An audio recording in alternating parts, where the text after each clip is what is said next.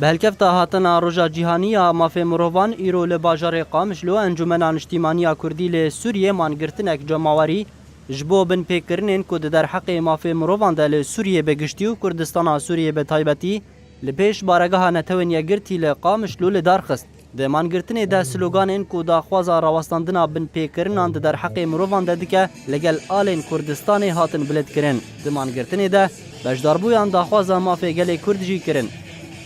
امتنان بزانین بو ایرو تا جتامش بو مافی ملت کرده بو چاره سترناوی بو شیان خوشتن تجیانه دیا تجمع خاطره کو ام تجی هم بسکنین یانا شریعت نتر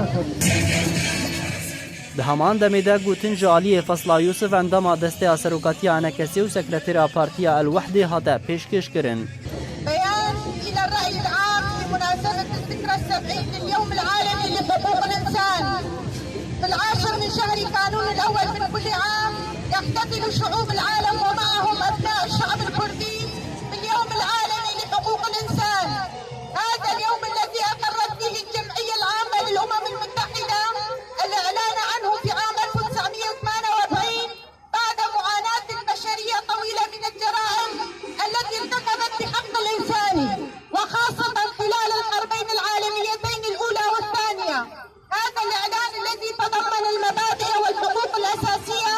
لمواطني جميع الدول بصرف النظر عن انتماءاتهم القومية أو الدينية أو الجنسية أو اللون. وعلى الرغم من أهمية الإعلان والنضال الدؤوب من أجل ترجمة بنوده لحماية الإنسان وصون كرامته،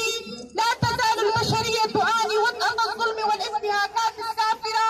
والجرائم المتنوعة في العديد من الأماكن، وتأخذ المرأة